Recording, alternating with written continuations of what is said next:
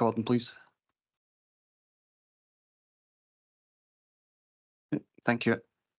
Could I ask Cheryl to call for the setting and to make any apologies, please? Thanks, Chair. I'll just run through this again. If you can indicate your attendance, please. Councillor Graham Barton. Yep, here. Councillor John McGee. Yep. Councillor Ellen Friel. I'm here, Cheryl. Councillor Elaine Cowan. Here. Councillor Maureen Mackay.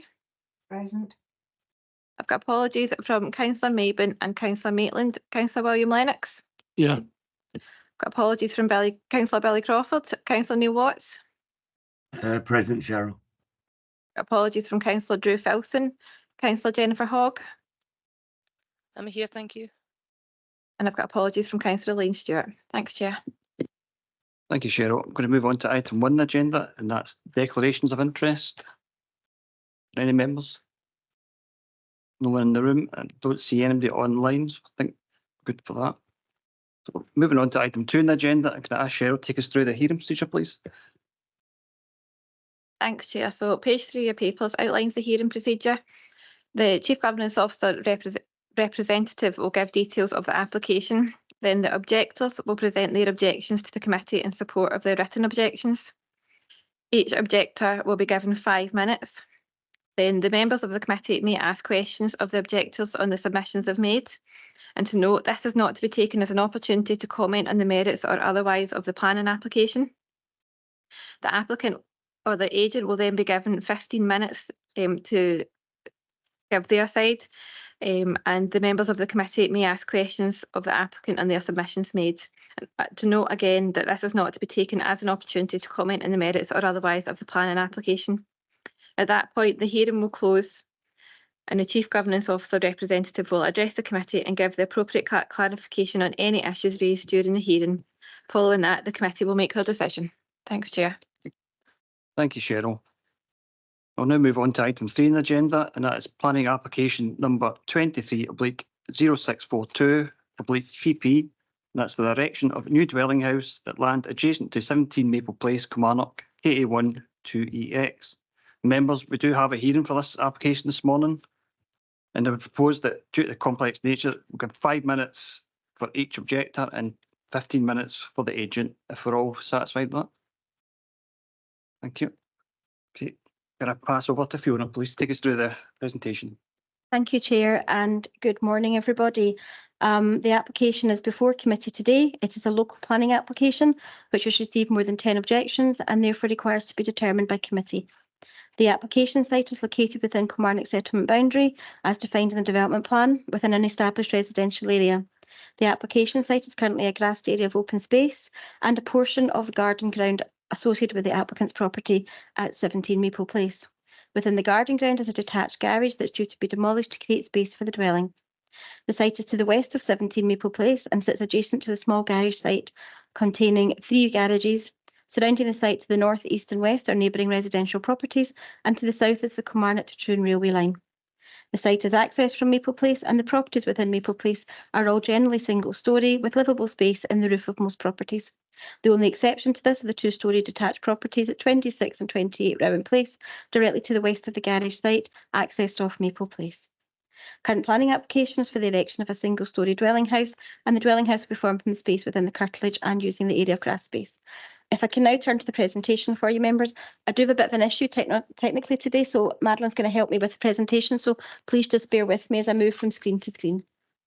Okay, this first screen, members, is just a location plan of the area that we've shown you. The application site is outlined in red here. You can see that the portion of the curtilage of the property at 17 Maple Place is here, with the rectangle area here, the garage, and here is the area of open space here, members, to the left of that. Just generally, you can see the layout of the Grange estate. You can see the residential property centred around an area centred on facing onto a sort of square of public open space, and you can see the general pockets of open space that are referred to throughout the report, just detailed in green across the location plan here. Can go to next. Okay, this is a location plan that's been put in by the applicant. The area in red is the application site, and the area in blue is the other land owned by the applicant. Again, just a little bit more detail, members, of block plan as existing from the applicant's agent. This is the proposed block plan, members. You can see the 2 car parking spaces here, and you can see the residential property as proposed here with the back garden area in here. And the blue line obviously remains what would remain as part of 17 Maple Place in terms of its domestic curtilage after development, should this get consent. Here is the design, members. You can see there are solar panels on the rear elevation here, and it's a single-storey property.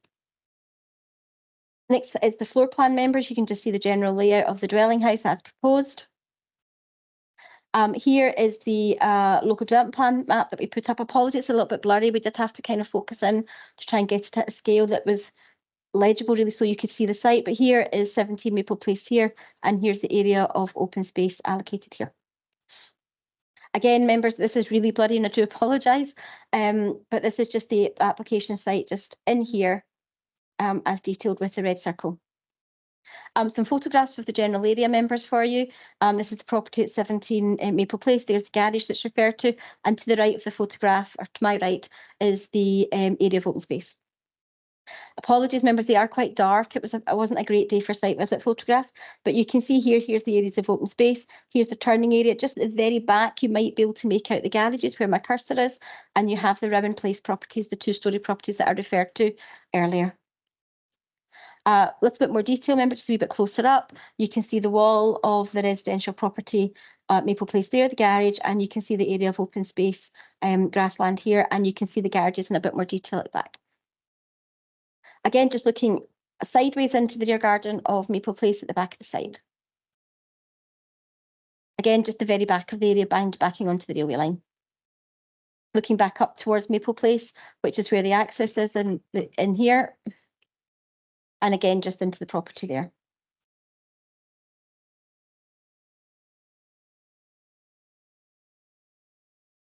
This is just a 2-storey property at Round Place. You can see there's a little footpath, members, that takes you through. That's what we're talking about, the connectivity throughout the estate. There's a footpath there that takes you down to Round Place, and that's 2-storey properties there.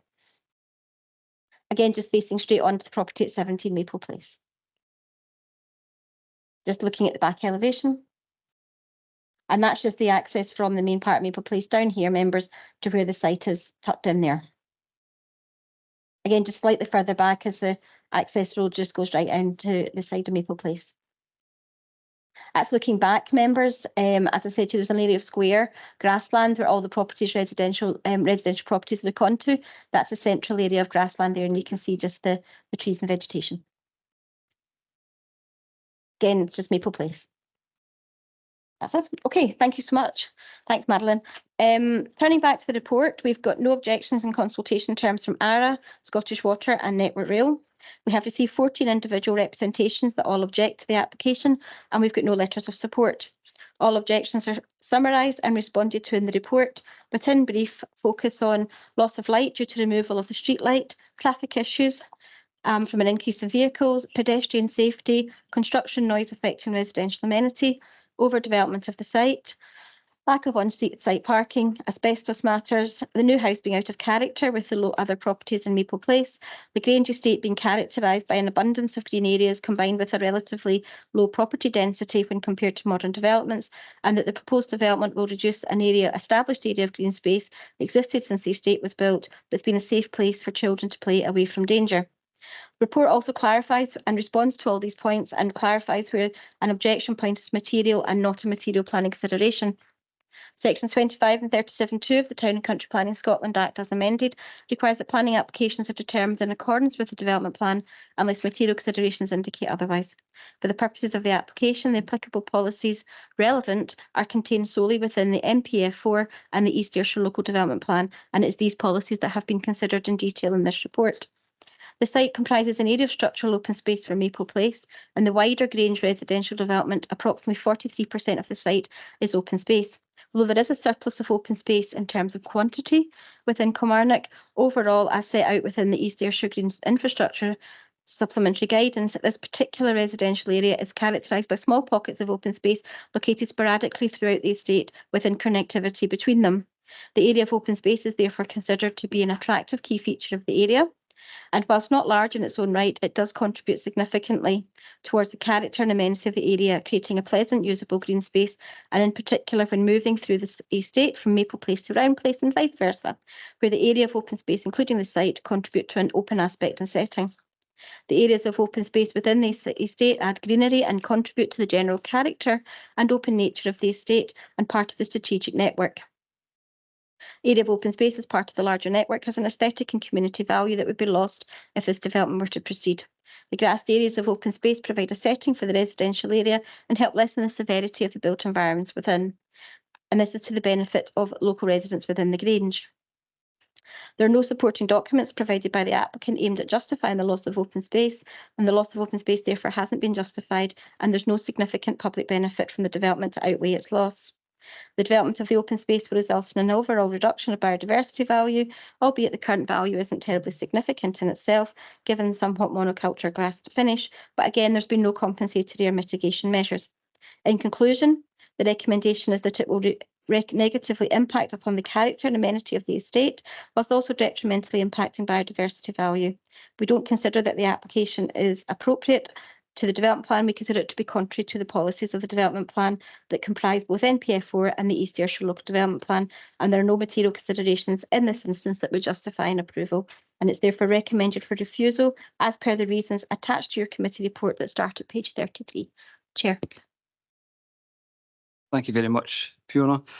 Members, we're now at the part of the hearing where we'll hear from the objectors. And as previously outlined, we'll ask for 5 minutes, and then if we can ask the objector to stay in that position, to open it up for members to ask any questions, if that's okay.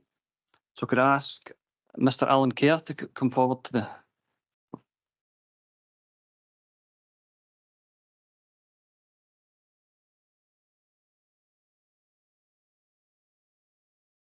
Thank you very much. We've got 5 minutes, Mr. Kerr, but we'll give you a minute warning in advance of that if need be. Thank you. Good morning. I'd like to thank the Chair and the committee for the opportunity to address them this morning in the application before them. I'd also like to thank Mr. David Mitchell, Chief Governance Officer, for the report he's prepared, which the members of the committee have had the chance to hear from. Obviously, I'm pleased that his recommendation is to refuse the planning application, and he has highlighted, I believe, no less than 10 pertinent East Ayrshire Council local development plan policies in his report. Terms such as biodiversity and spatial strategy are used within the report. Whilst not necessarily using these exact terms, these are some of the concerns raised and the objections lodged. I may appear to be cherry-picking comments here, and I don't wish to rehearse the content of his report, but from someone in Mr. Mitchell's position and the years of experience he has, they have substantial gravitas to the recommendation to refuse the application. They stand to be corrected, but I don't think there's a single part of his report that would lead the committee to feel able to grant the application. I submit to the committee that the number of green areas combined with low property density makes the Grange estate unique, and the last estate of its kind possibly within East Ayrshire when it's compared to modern developments. There have been no other instances in the area of expansion out with the footprint of a property.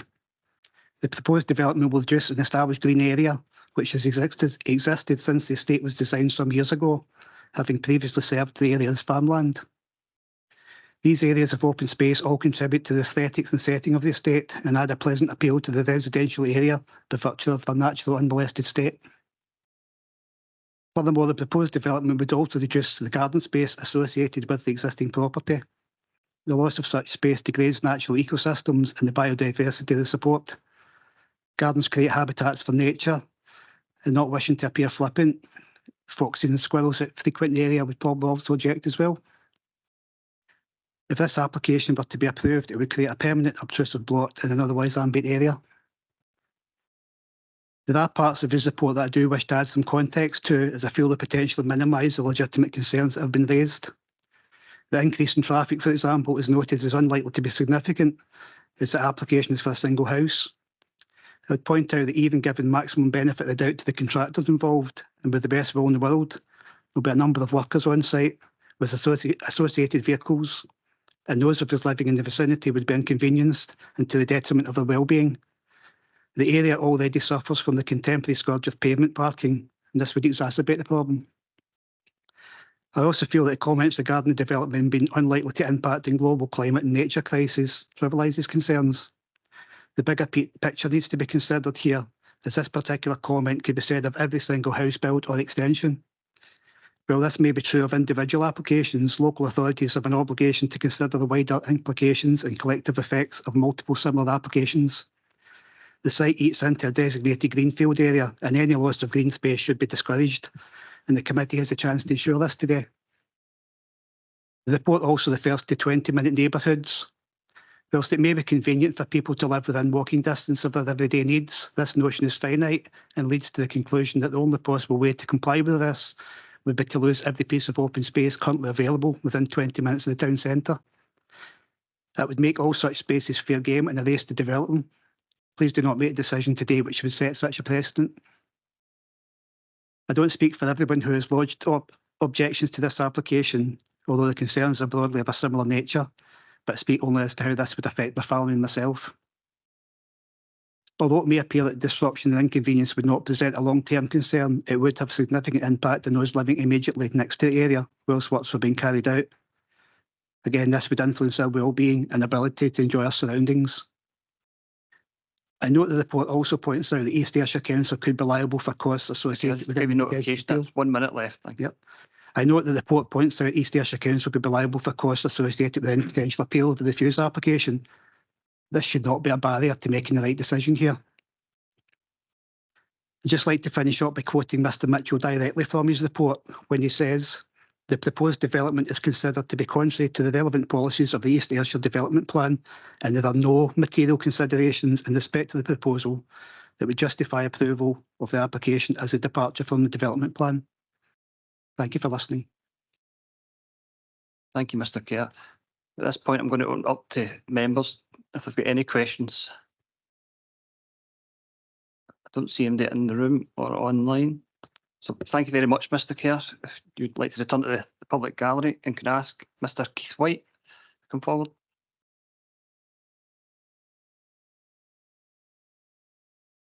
Thanks, Mr White. Again, it's 5 minutes. Thank you.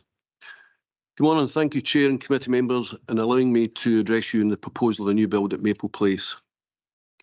I have resided at 28 Round Place since 1985 with my family, and the green space adjacent to 17 Maple Place has been a haven for children's play and social interaction. My 3 children, along with the various neighbours' children, spent long hours playing a multitude of sports, knowing that they were in a safe environment. The memories that they created, in addition to playing sports, learning to ride a bike, especially on the grass, which was less painful than falling on the concrete. Then the winter months, creating snowmen and having snowball fights, which helped with their well-being. Now my own grandchildren welcome this small green space when they visit, to get outside and away from technology and have fun in the open air. Green spaces, no matter how large or small, directly impact on our health by improving air quality, limiting the impact of heat waves and reducing urban temperature.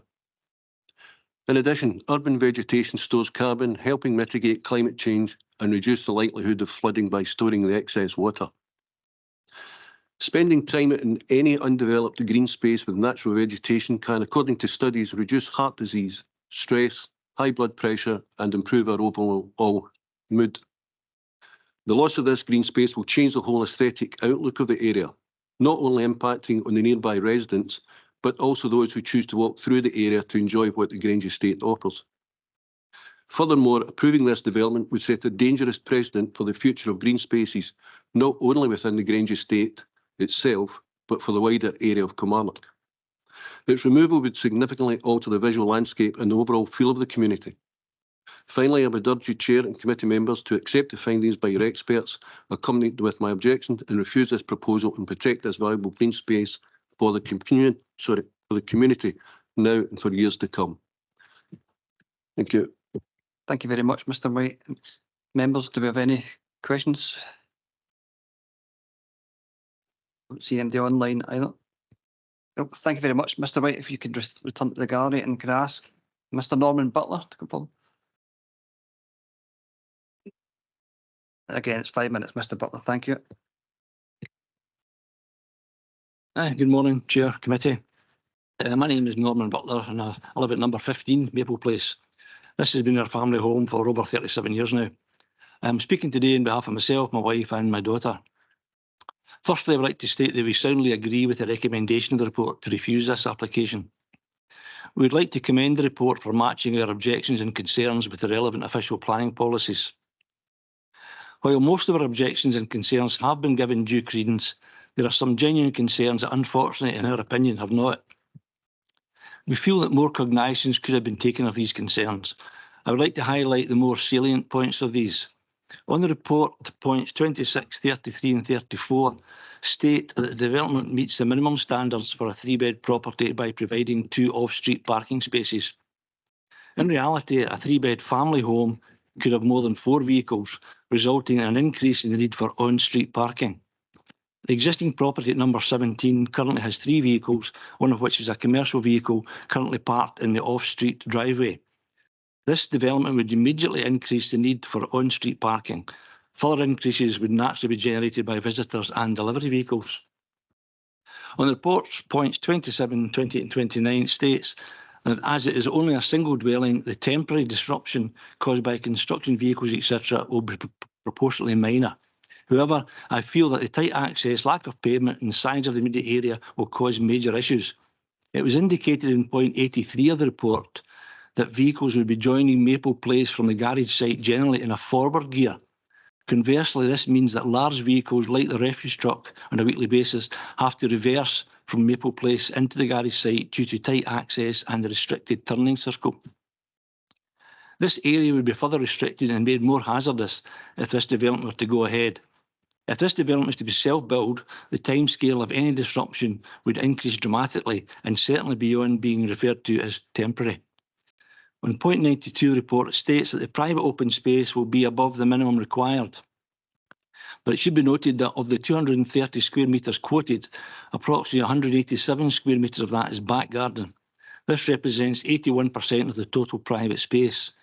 This highlights that the proposed development from the front will look squeezed in and completely out of character with the surrounding area.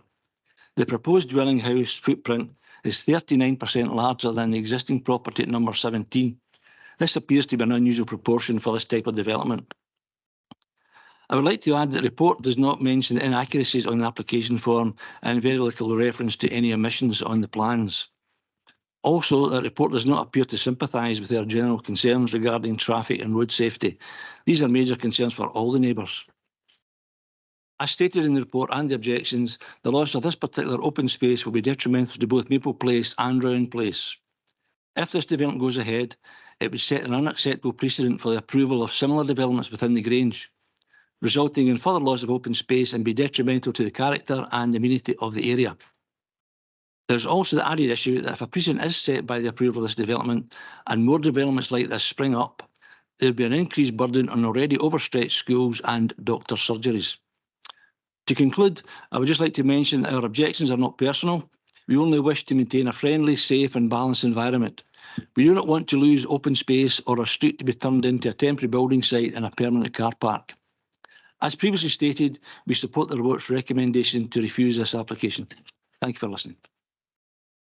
Thank you very much, Mr. Butler. Members, do you have any questions? No, there's nobody in the room or online. Thank you very much, Mr. Butler. Yeah, and can I ask the last objector to come forward? It's Mr. Bert Walker. And again, it's 5 minutes. Good morning, everyone. My name is Bert Walker, and I live with my wife, Julie, at 8 Maple Place, which is directly adjacent across the narrow driveway with the property in question. It's my intention today to cover 2 points from my original objection. Whilst I understand that these may have been addressed or referred to in the plan report, I'd like a few minutes to clarify and or emphasise my original comments. But before I start, I'd like to say how it's my first time experiencing this, and I'd like to say how thorough, balanced and considered I thought the plan report was. And I was hugely impressed at how all the objections that had been raised had been considered and not dismissed out of hand. The first point I'd like to discuss is regards the access for works in the narrow lane. My original objection, as one of the previous speakers said, drew attention to the narrow access area between my property and the property in the proposal. And that's the main access for site works for large commercial vehicles and concern the risk to pedestrians and property from these vehicles. I don't know if it was clear from the drawing, but you could see that the layout made it extremely difficult. In fact, it's impossible to drive directly down that lane with a large vehicle. Vehicles have to drive down and reverse down that lane. The bin lorry, which is a once-a-week event, routinely has to do this. The lane's extremely narrow, and in its sections of the lane, there's boundary walls which restrict the road. Plus, there is no pavement for pedestrians. In the response to my objection, the report states that the disruption will be limited and mitigation could be to reduce delivery times to Monday to Friday between 8 and 6 p.m. These responses, in my opinion, address concerns regarding access for residents into that area, but don't, in my opinion, consider the safety risk, particularly to pedestrians. Oops. There have been a number of incidents in the past where vehicles attempting to manoeuvre and reverse into the lane have damaged the boundary walls of adjacent properties, my own included. The Health and Safety Executives state that nearly a quarter of all deaths involve workplace transport occurring during reversing. Many other reversing accidents don't result in injury but cause costly damage to vehicles, equipment and premises. As I said earlier, my own property has suffered from that. Given that there may be 3 to 4 times increase in this activity during the works, it would suggest that the likelihood of an accident similar or worse to those that have already occurred will increase. Accordingly, I'd suggest that the response in the report fails to fully consider my concerns regarding the safety of these increased manoeuvres. My final point regards the Grange Estate loss of green space. I moved to Kilmarnock 24 years ago. I'm not from this area. And when I looked around properties, I was immediately struck by the layout and configuration of the Grange Estate. It was different from other residential areas in the town. It was clear that the original developers and planners had consciously decided to retain open grassed areas within the estate. In my opinion, it immediately struck me that the grassy areas combined with a relatively low number of houses makes the Grange Estate a unique and pleasant environment to reside. My original objection was the removal of the grassed area to build the proposed property and the potential erosion of the original planning philosophy for the estate. I was concerned that this type of development would become commonplace and loss of grassed areas would follow. We have a pet dog. A quick walk round the estate would identify a number of similar grassed areas adjacent to properties suitable for this type of development.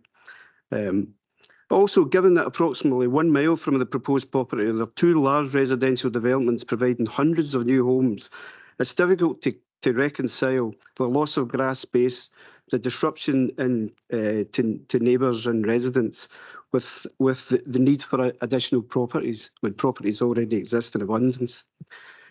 However, I was heartened to read in the planning report the council had a number of policies To notify the 1 minute. in place which protected these areas and were intended to control development of this type.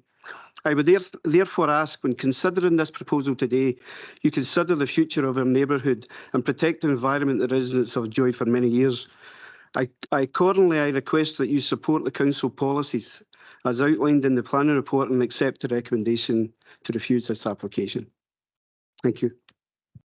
Thank you very much, Mr. Walker. And again, I was to ask members if they have any questions. No one online either. Thank you very much, Mr. Walker. I'll just ask you to return to the public gallery. Members, we're at the part of procedure where the applicant, Mr. Murray, will come forward and speak in support of his application. And I'm going to give 15 minutes for that. Thank you.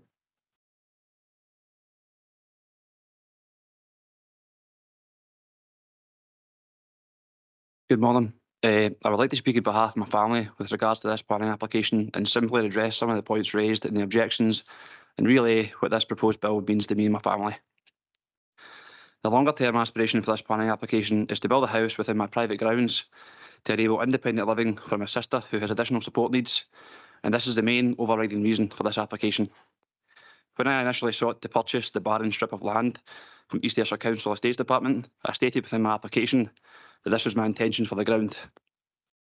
As a family, we chose not to disclose this within our planning application as we're a private family and didn't want to broadcast this information on a public platform.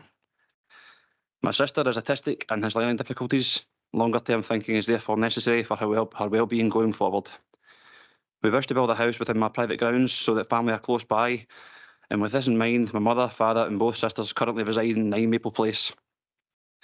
With the proposal to build this house, it would mean in future that my sister would be in an area of which she is familiar with and be able to be supported by me and my other sister Emma, who is here today in the gallery, when my mother and father are no longer here.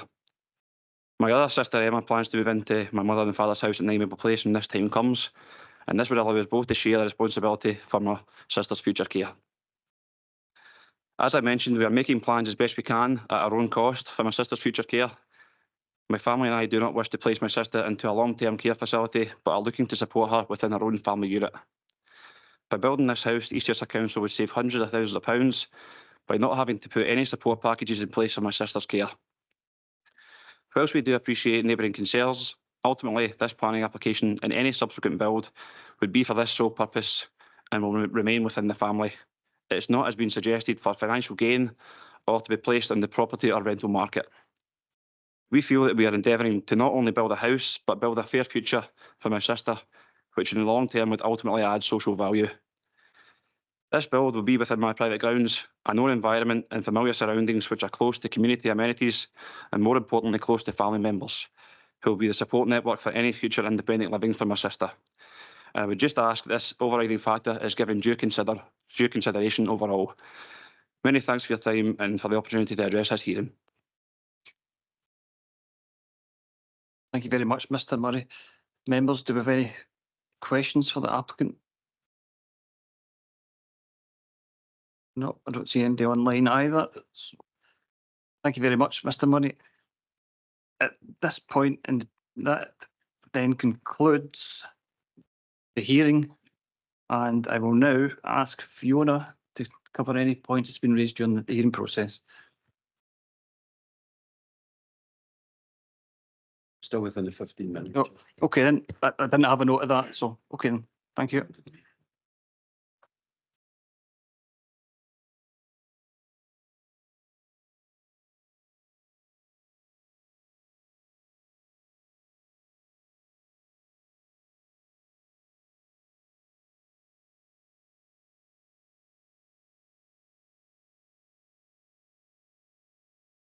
Right.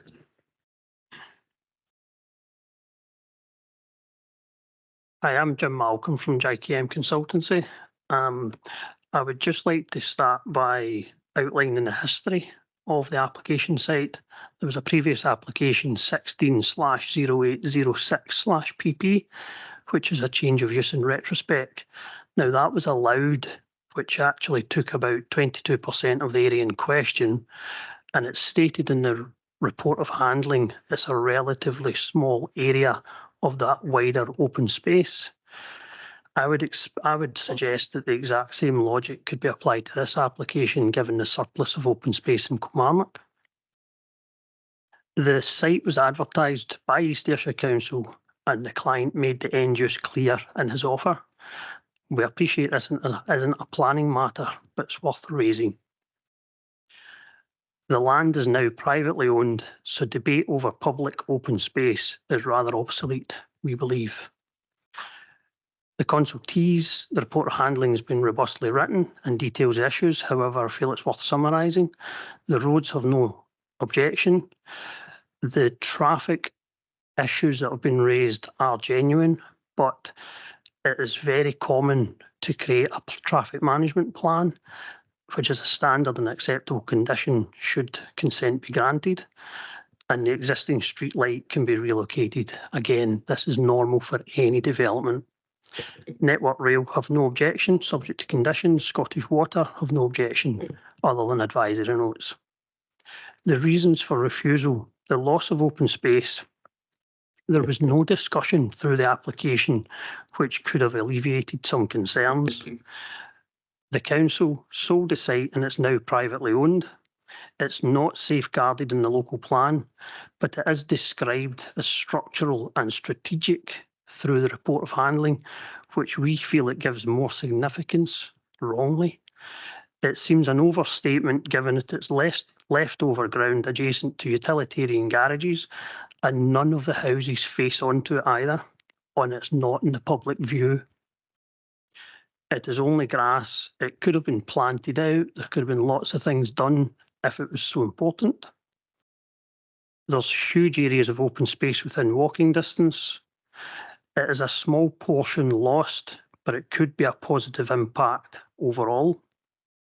The surplus of open space within Kilmarnock has already been highlighted quite often, and the application meets all the private open space for the new house and the donor house.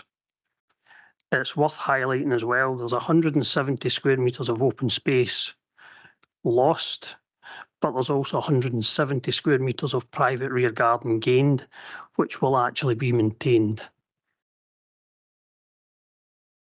The biodiversity, again, there was no discussion which could have alleviated the concerns. There's minimal biodiversity at the moment, and again, that's been highlighted by all parties. This proposal can allow biodiversity to be incorporated should there be a positive outcome, and it can easily be covered by condition. There could be a positive offset and a net gain, which is quite easy to quantify. And a wee wildlife corridor from the railway could be encouraged, which again would just enhance the biodiversity. If we had a chance to address these things, I think we could have done so. The objections, we fully respect the comments received, but we are surprised the same objections weren't raised through the previously mentioned unauthorised development. The traffic and roads, as stated, the RAR have no objections. The design, the issues raised regarding overdevelopment, character of the area, etc., are not echoed by the planning department. Biodiversity is already addressed. Open space is already addressed. The right of a view is not applicable in any application.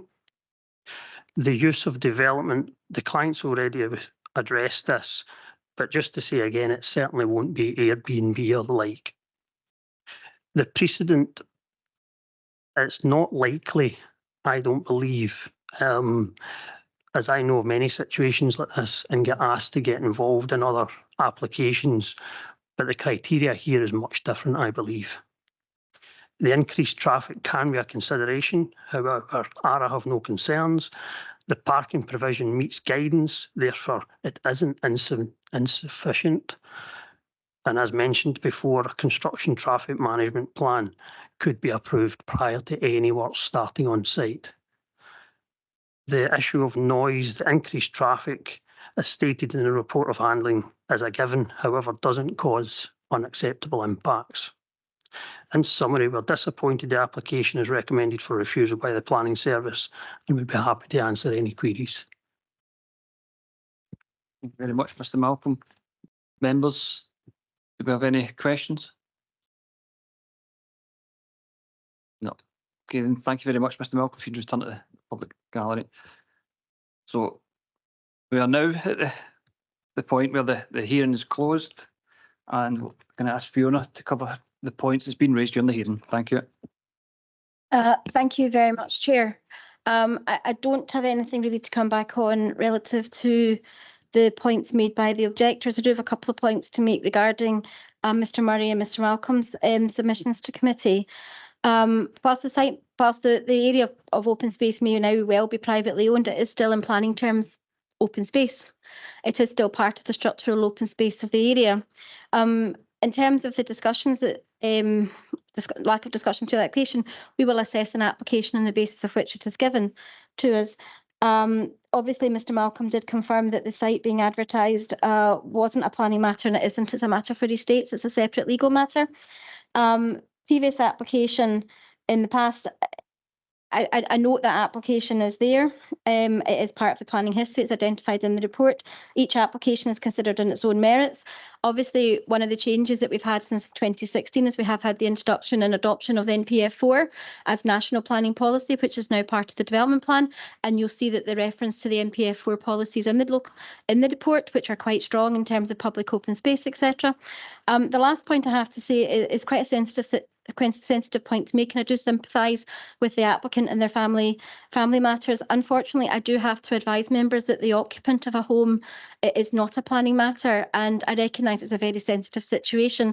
I apologise for having to say this to committee, but it is not a planning matter in terms of who's going to occupy the eventual property. And I would say to you that cannot be taken into account in terms of the determination of the application. I do apologise for saying so, but I have to say what is planning and consideration of what is not. Other than that, Chair, it's back to yourself.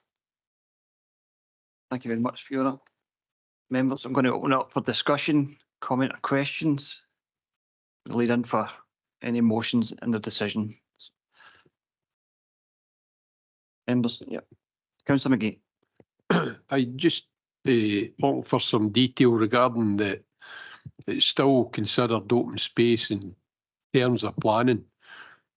So if the open space is now the property of the applicant, could he then just fence it off anyway and take it for his own? I just want some clarity. And is it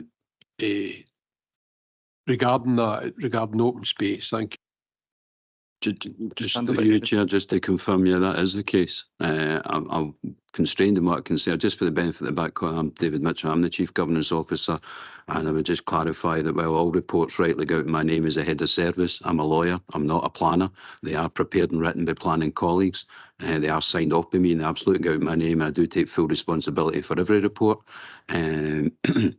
And also just to explain that when we come to preparing these reports, it's not the function of the planning authority to pick a side and then pick an outcome and then write the report.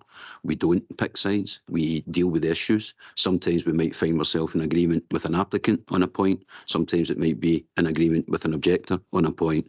Our function, and colleagues do this very well, and the content of the report is to take each issue and form our own view from the perspective of the planning authority, assess the issue against the relevant policy, and on a building block basis come up with an overall picture as to where an application complies with or falls in line with a policy, and where it may contravene or not be in compliance with policy. And then there's an overall assessment that informs the final recommendation.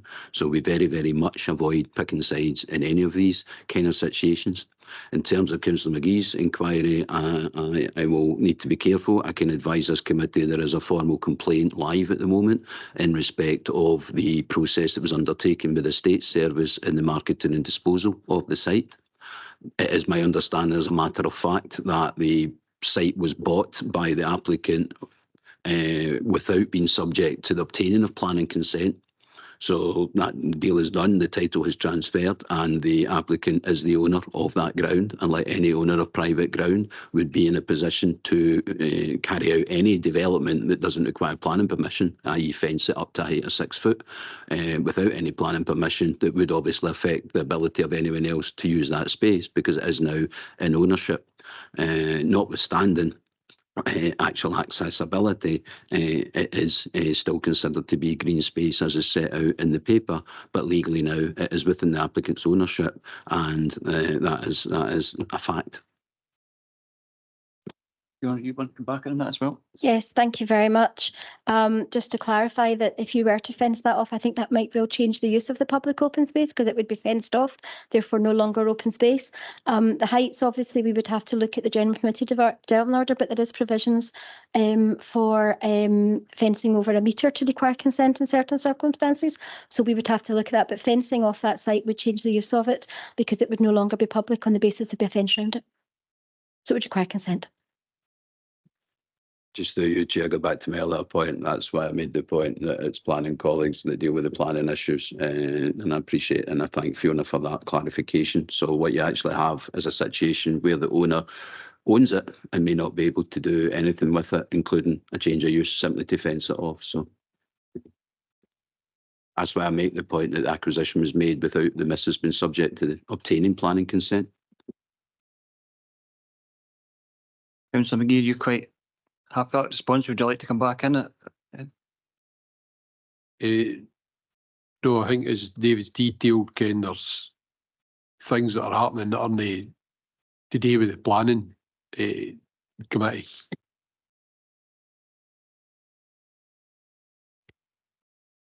Members, any further questions for the planning department, or is it a position where you can make a determination?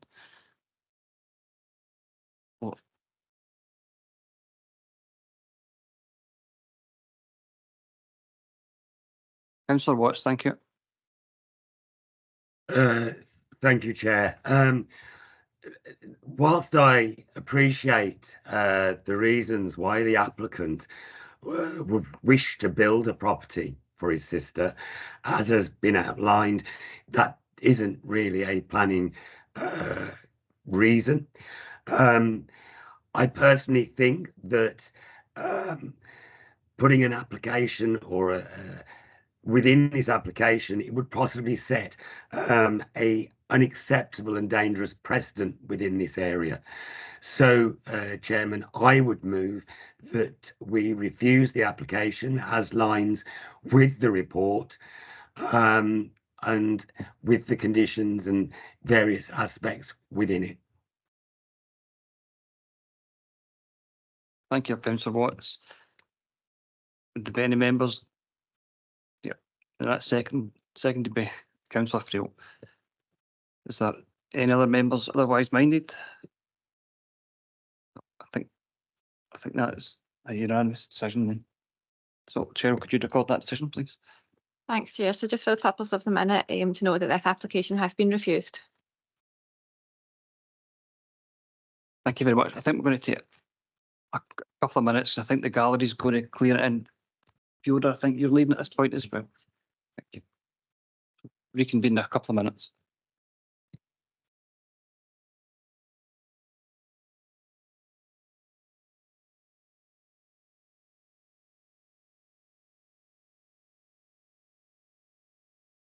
Okay. Welcome back, members. I'm going to reconvene the meeting at this point and move on to item 4 on the agenda, which is planning application number 23/0580/PP. This is an application for planning permission for formation of 50 megawatt battery storage facility comprising up to 24 battery storage container blocks and associated infrastructure. Storage containers, site offices, comms house, noise attenuation fencing, CCTV and lighting poles, and associated access, landscaping and underground grid connection cable at land off Ayr Road, Coylton, East Ayrshire. I'm going to hand over to Graham Mitchell, who's going to take us through the presentation. Thank you. Thank you, Chair. Good morning, councillors. I'll keep this brief as the presentation, as the committee report sets out all the detail of this case. This is a major application for a new battery energy storage system on land adjoining the existing Coylton substation on its southeastern boundary. Access would be taken from the A70 road, and you can see that just outlined there where the cursor is. This is the applicant's red line site boundary where the application site is. The blue line boundary is just land in the ownership of the applicant. This slide shows the proposed layout. You can see there are 24 blocks of battery containers proposed, generally towards the south of the site. There are office cabins, storage containers, communications houses, 4.5 metre high acoustic attenuation perimeter fencing, hard standing areas and access tracks leading in from the A70 down to the south where the main development site is. 6 metre high lighting and CCTV poles and landscaping and biodiversity enhancements.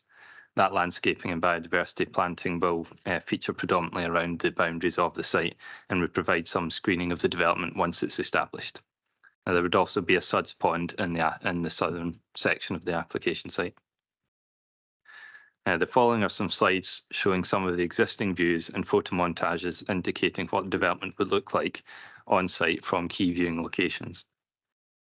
So this is the baseline photograph taken from the A70 looking southwestwards across the application site. You can see the existing substation just on the right hand side of the screen there where the cursor is. And this is what the site would look like at the completion of construction. You can see the access going down the site, and really what you would see predominantly is the green attenuation perimeter fencing for acting as an acoustic barrier. So there's not a huge amount to see there. And then after year 15, with the boundary planting established, that would help provide a lot of screening of the development anyway. This is a view from a core path to the south of the site, looking northwards, showing the existing view where, again, you can see clearly in the background there, you've got the existing Coylton substation plus pylons. Again, this is a photo montage providing a sense of what the development would look like upon completion of the construction. Again, the predominant feature you'll see will be the acoustic perimeter fencing. And again, this photo montage shows what the site will look like after year 15 when the boundary planting is established. In terms of impacts, these would be relatively limited. Visual and landscape impacts would not be unacceptable. Views of the proposed development would be seen in the context of the existing substation, which already influences the area. The site is a relatively small site, and views would predominantly be limited to the boundary acoustic fencing, and the landscape planting would help to screen the views of development as it establishes. Ecological impacts would be limited given the condition at site and its present use as agricultural land, and therefore it's unlikely to have notable protected species presence. Nevertheless, conditions would be attached to any consent to ensure that protected species surveys are undertaken prior to any works on site, and if any species are found, appropriate mitigation can be detailed for the approval of the planning authority. Landscape planting might actually help improve the habitat on site for wildlife over the long term. Conditions would be attached to secure details of drainage proposals, the final specification of the proposed infrastructure, including its design and finishing materials. In terms of traffic impacts, these would not be significant on the local road network, with A70 having sufficient capacity to accommodate the LGV and HGV movements to and from the site. A construction traffic management plan would be enforced throughout the construction period to ensure traffic is managed appropriately, and the construction period would be a temporary period anticipated to last approximately 12 to 18 months. In terms of amenity impacts, visual impacts are relatively limited, with few properties within the immediate vicinity likely to experience clear views of the development. And again, views are likely to be predominantly of the perimeter acoustic fencing and, over time, the perimeter planting and landscape screening once that establishes. In terms of noise impacts, these will be capable of being mitigated through the erection of an acoustic fence around the proposed infrastructure. The Council's noise consultant is satisfied that it will be able to mitigate noise from the proposed development, and that the development will require to operate in such a manner so as not to adversely impact on noise-sensitive receptors within the area. To conclude, this is a relatively modest battery energy storage system proposed adjacent to an existing electricity substation into which it would discharge electricity. A previous consent exists for battery energy storage with a lower generating capacity on much the same site as this currently, and this would be very similar in scale and nature, but with the benefit of having a larger generating capacity. The site itself is not particularly sensitive, and development would not cause unacceptable impacts, with any impacts capable of being mitigated. No consultees have raised any objections, subject to conditions in some cases, and these can all be addressed. There may be some limited employment opportunities locally, though this will most likely be during the relatively short construction phase, with only infrequent maintenance visits required thereafter. For the reasons set out in the report, it is recommended that the Planning Committee approve the application subject to the conditions set out in the report. Thank you. Thank you very much, Graham. Members, do you have any questions for Graham? Councillor Me first, then. Thanks. I noticed we talked through the paper about lighting and various aspects of pollution. I just want some reassurance in the lighting. It's no got to be you're driving out there and it's like Hampden Park. Again, we're talking about preventing light pollution as well. Thank you. Yeah, thank you, Councillor. Yeah, we would have conditions attached to make sure that we have the approval of the design of the lighting. And I understand that it's not intended to be lit at night, so basically it would be lit, I suppose, motion activated, and we can secure those details. So it's not going to be a sort of permanently illuminated site throughout, all night long. Councillor Lennox. Thanks, Chair. Just a question around the traffic management plan. I wouldn't have any real concerns about the end goal here, but we're seeing issues in parts of the authority with similar construction and the hundreds and thousands of HGVs carrying the earthworks to get to that end stage. Are officers satisfied, or Ayrshire Roads Alliance satisfied that the traffic management plan is capable of coping with that level of traffic that's going to potentially begin through some of the villages? Thank you. Through you, Chair, we would need to see the detail of that construction management plan before we could make any comment on it. Just to clarify that that's covered by pre-commencement conditions, so it's not something we would expect to see at this stage because they won't necessarily have the detail. So before you have a swathe of conditions that need to be discharged before construction commences, and absolutely top of that list is a construction traffic management plan. So the answer to your question is ARA and planning will need to be satisfied with the content of that before that condition is discharged and any works and or traffic movements start. And you're right, there's quite a growth in that, so we will need to take a close look at that, and we would then need to work with the applicant to make sure that before we discharge that condition that we are satisfied and it is deliverable and allows them to deliver what they want, but allows us to do our job and manage and mitigate the impacts both during the construction phase and thereafter. So we wouldn't normally see it now, but there is a condition very clearly in front of you. They'll have to submit it and we need to agree it before they can get anywhere near on site.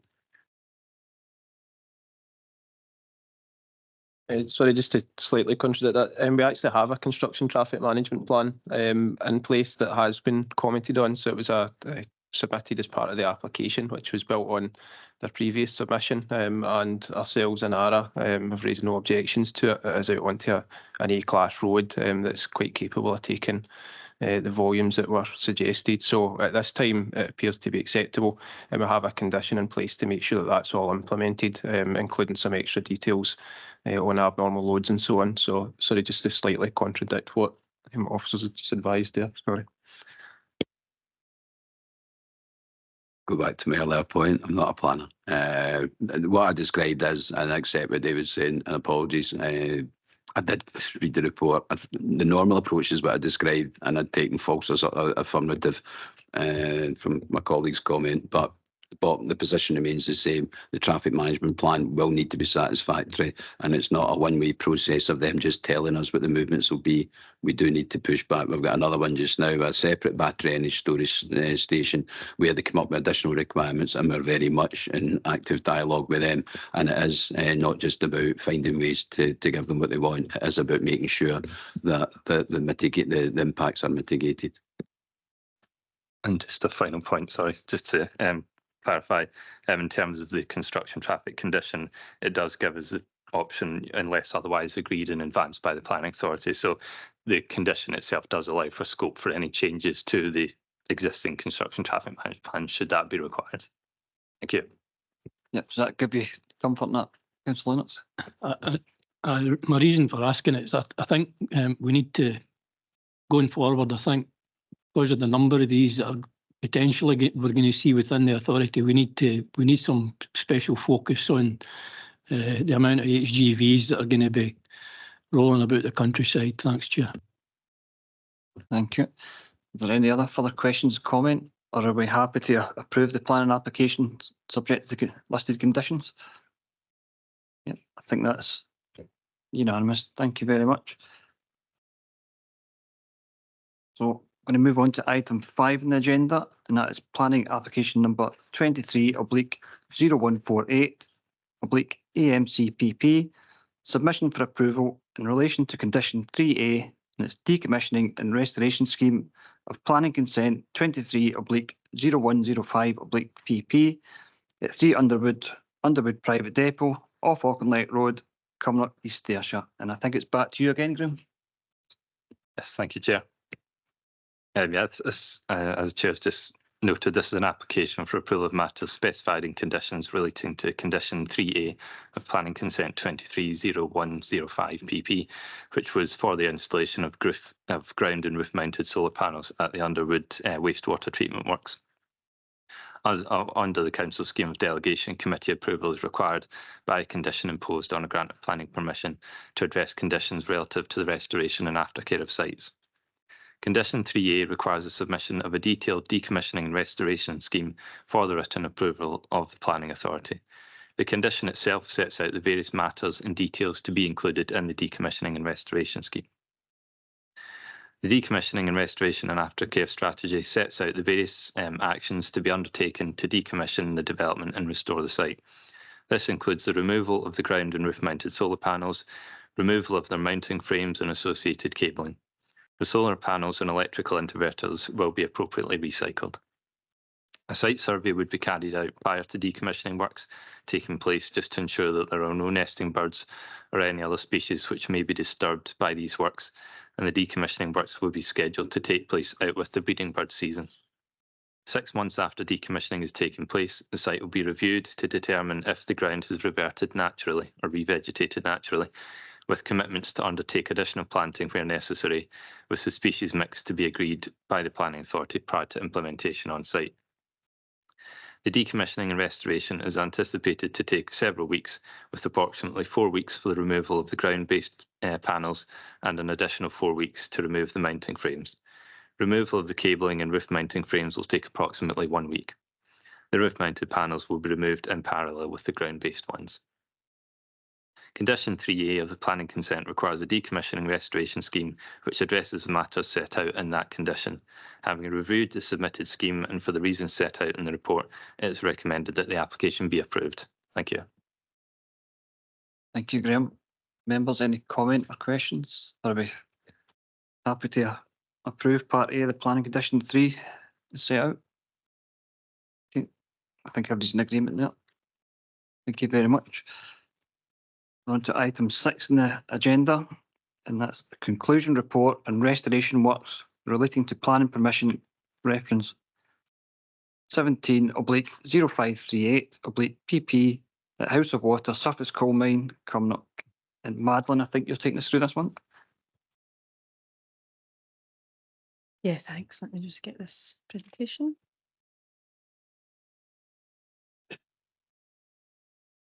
Thanks, Chair. So the report relates to the House of Water former open cast coal site, which is situated around 7 kilometres west of New Cumnock.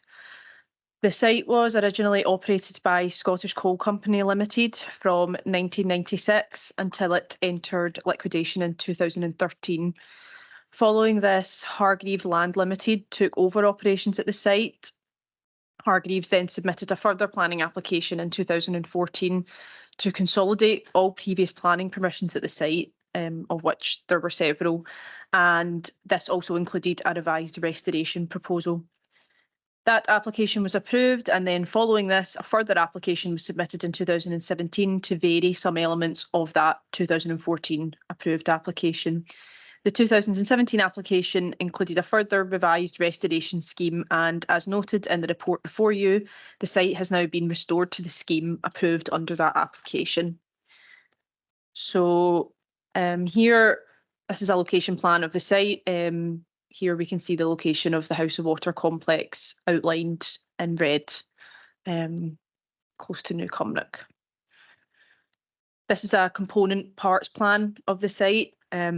Shows the various components of the site, as it were, which will be referred to throughout the following slides. This plan can be found in Annex 2 of the report, within the annex of the Dalgleish Associates report. So just onto some photographs. This shows the restoration of the River Nith area of the site. This is a view looking north from the River Nith. Top photo is from 2013, and the bottom from 2022. I would note here that one of the only outstanding issues at the site is some groundwater resurgence, which is being seen around this area. However, the operator has continued to manage this through various means and with the input of SEPA and the Nith District Salmon Fishery Board where necessary. With regards to the restoration, these photos are looking towards part of the A5 area, which was named on that plan that we saw previously. This area has been infilled and regraded with slopes, which vary from 1 in 7 to relatively flat, and the area has been partially covered in soils. These photographs show the Burnston Fields void, which was one of the voids on the site. Top photos looking north in 2013, and the bottom photos the same view in 2022. So as you can see, the void was infilled and graded to tie in with the Greenburn complex restoration, which we'll see in the next slide. These photographs show the boundary between House of Water and the directly neighbouring Greenburn open cast site, which was operated by Kier. An agreement was reached between the respective operators and East Ayrshire Council to recover coal within an overlap area between the two. So this top photo is looking east towards Greenburn, working void with House of Water in the foreground. And the bottom photo is the same view as restored in 2021. So both sort of parties agreed to restore the sites and backfill them to create a sort of more cohesive landscape. This void is known as the Craigman Void and was situated within that A5 area. This dated back to when Scottish Coal operated at the site and was left by them. So when Hargreaves took over the site, they ultimately restored it. The top photos from 2014 and the site, or the left photos from 2014 and the right is from 2022, showing it as infilled and restored. This is the final void that was left at the site. It was within the Burnston remainder area. The void now includes a water body, which is approximately 17.7 hectares in size. The slopes around the water body vary from 1 in 3 in some areas to 1 in 1 in others. With regards to public safety, given the leftover sort of water body, to restrict access to the crest of the slopes and the water body itself, an engineered barrier has been installed around the void and warning signs have been installed on that fence. And finally, this is the Tappet Hill void, which was another void which had been left following the cessation of Scottish Coal operations at the site. This had been a stone quarry used by Scottish Coal for making internal coal haul roads on the site.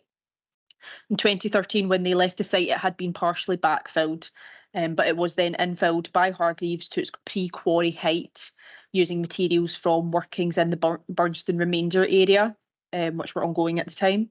Slopes were graded to 1 in 4 and shallower, and the area was seeded and vegetation has since been established.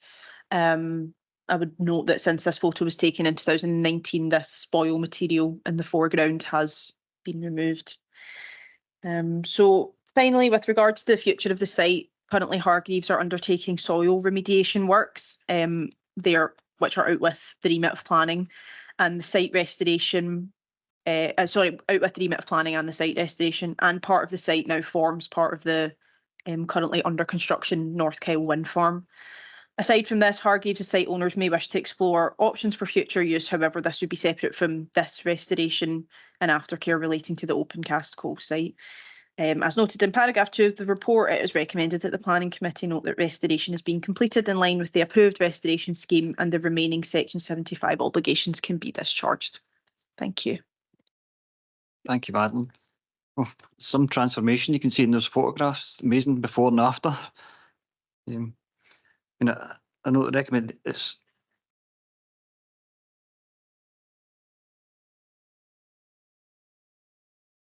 We saw some restoration. It's very impressive. Yep, amazing transformation. Obviously, the recommendation is just for noting, but does any members have any comments they'd like to, further comments they'd like to make on that? All happy, thank you very much.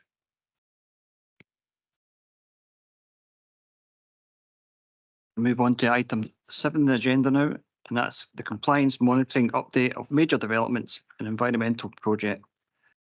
So over to you, Graham. Thank you. Thank you, Chair.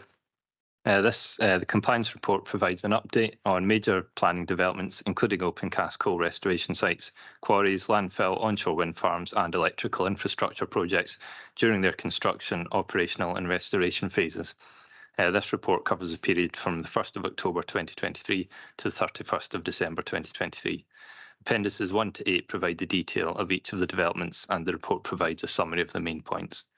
In terms of open cast coal sites, obviously the report notes there are no particular compliance matters of note going on, with ongoing water rebound monitoring taking place. Obviously at House of Water, the site clearance works are now complete, and separate closure report you've just heard from Madeline there on has set out in a lot more detail regarding this site. But in summary, it's considered that the coal mining and restoration works have taken place in accordance with the planning permissions and the revised restoration strategy, or as otherwise agreed by East Ayrshire Council during the progress of works, and no further works on the site are required to be undertaken. In terms of onshore wind farms, the Council currently has 2 wind farms under construction, both of which are being monitored by planning enforcement officers. North Kyle Wind Farm construction continues with only 3 partial compliance issues noted relating to ongoing rainfall surface water, but none requiring formal enforcement action. Obviously, a number of members were out last week to visit North Kyle to see how it's progressing, and I think I've got some pictures here that some of you will recognise if you were there, and for the benefit of those who weren't there. These are some of the cable trenches adjacent to the access tracks that are being installed just now. There's some of the rebar steelwork going into the turbine bases. You can see the nice snowy winter wonderland we had while we were out. Again, it's just ongoing work at turbine bases. Seems to be, these are progressing quite well, and I think this is one of the bases pretty much ready for a turbine to be bolted on top. And that's just a scene of the convoy of all of us travelling through the site. You can see access tracks are obviously pretty much established on the site now. Enoch Hill is the other wind farm under construction, and this is progressing well. The construction compound and associated infrastructure is now complete. The council did receive complaints from a local resident regarding bore pit blasting at night and on a public holiday. However, the developer's blast records did not substantiate the complaints made. Aquatic surveys of the watercourses in the area have shown that culverting works on the upper Knockburnley burn have not impeded fish passage in that watercourse. South Kyle is largely operational now, with only post-construction restoration and finishing works being undertaken on site. A noise complaint has been received by the council in relation to the turbines on that site, and the council is currently investigating this matter through the condition process set out on the noise conditions of the consent. And ultimately, the outcome of that investigation will determine whether the turbines have been operating in breach of the conditioned limits or not. Sneddenlaw, construction works are now complete at Sneddenlaw, and no compliance visits were undertaken during this reporting period. And just to note, in terms of Whiteley, paragraph 17 of the report notes that the bond review for Whiteley Wind Farm has progressed, with agreement reached on the bond requirements, and we're just currently waiting for the quantum details from the applicant to be provided so we can start reviewing those. Those represent some of the main points of note regarding the current projects under construction or ending their construction periods, and the recommendation of the report is that members note the content of the report and note that no formal action has been taken or warranted. Thank you. Thank you, Graham. It was an absolutely fantastic day we had up at North Kyle, where it's pretty cold right enough, and it was good to hear the developer was taking the wildlife and biodiversity into consideration. Members, I'm going to open up for any comment and questions.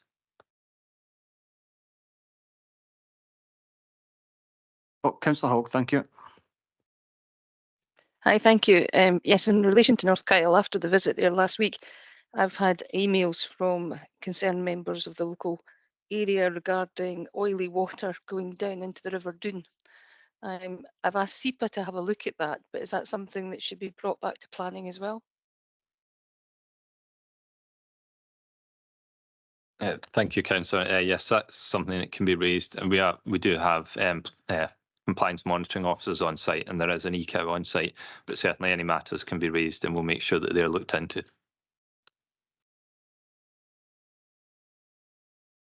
Yeah, thank you. Can I just ask a question regarding the Whole House Road? That's the ones by Barrett and David Wilson, and it's the landscaping and this long James Buchanan Terrace. I noticed that there's a final warning been issued out to the developer. Do you know what the next stage is after that? Do you want me to come in? I know I'm not at the top table, but it might be easier given that I'm still here because my meeting's not for another 5-10 minutes. Is that okay? I know I'm obviously round the back, but I can come in on that one. Yeah, Okay, we're having some issues there in terms of the hedging along the front. It's not as per what we understood it was to be, so Tom is currently trying to deal with that. It may well be that we have to go to enforcement action if we don't get it, but no decisions be made on that one. It might be easier if I get Tom just to drop an email out to you, Councillor Barton, just to confirm where we are with it. I don't have all the figures and details on me at the moment, but we're certainly having issues about the landscaping along the front. And if we have to take enforcement action, we may well have to do so, but we haven't kind of got to that stage yet. But we're probably not far off having to make that decision. Okay, thank you very much. That answers my question. Are we happy to note the recommendations? Yep. Thank you very much. We'll move on to the final item on the agenda, item 8, and it's update report and progress of planning applications which have been recommended for approval, which are subject to conclusion of an appropriate legal agreement and or a legacy planning applications in East Ayrshire. And David, I think you're taking us through this. Thanks, Chair. This report is just our quarterly report on progress with applications subject to legal agreement and legacy planning applications. The report's covering the period October to December 2023. In terms of this reporting quarter, paragraphs 10 and 11 and Appendix Table 1 show that there are 8 applications awaiting conclusion of a legal agreement, which is one more than last quarter. One application was concluded during the quarter, although 2 new applications requiring a legal agreement have been added in the quarter. In respect of legacy applications, paragraphs 12 and 13 and Appendix Table 2 show that there are 16 legacy applications, which is the same number as the last reporting quarter. 2 legacy applications were cleared in the quarter with the same number added.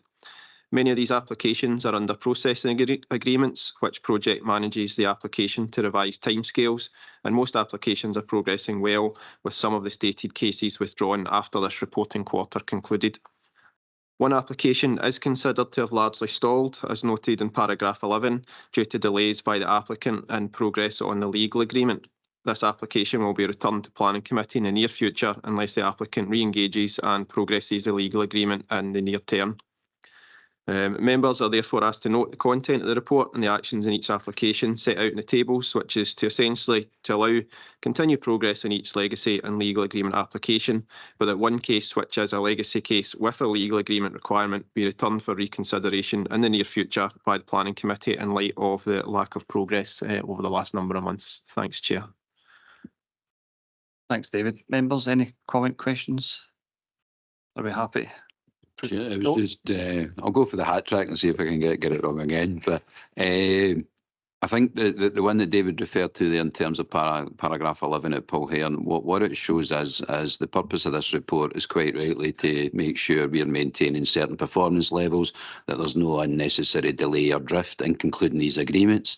And all of that is, of course, in the interest of, one, developers not having to wait unnecessarily to progress their development, and 2, planning authorities being able to demonstrate good performance. As we always say, however, while the developers are the intended beneficiaries of these arrangements in terms of monitoring legacy reports, if it's not in their interest or if they have other issues to address, then if they're not progressing it, we can't progress it. It takes 2 to tango. And as an example, the one at Paul Hearn, they have issues round about satisfying GPA, Glasgow Prestwick Airport, on certain aviation matters. And if they can't get past them, they won't be proceeding. And yet we're sitting here with a report, and I don't lose sleep over it, but just for that context, as we are rightly advising, that's been held up because they have no need at the moment and no interest in progressing it, because if they can't resolve the other technical issue, whatever that may be, in this case, as I've said, it's to do with it being near the airport or the aviation routes, then it won't get concluded at all because they won't be able to proceed with the development. So it's just to give that bit of extra context. It is more than just things sitting on desks waiting for someone to pick them up and progress them. There is always a context to these, and sometimes that context means the ability to progress them is absolutely beyond our control, because folk aren't going to spend money tying up the legal agreements for something they might not be able to actually deliver, regardless of where they've been and how much they've spent in getting to this stage. So it was just to give a wee bit more in about the circumstances there. It's not just that the developers sitting with nothing better to do, but if they can't get past some of the technical issues, then that legacy will come back to be the decision reversed, or just to note that it's lapsed or it's not going ahead, potentially. Thank you, David, for that information. So members, are we happy to go with the recommendations 249? No. Okay, thank you very much. I think that concludes today's business, and I'll just close the meeting at that point. Thank you. Thank you, Chair. Thank you. Thank you, Chairman.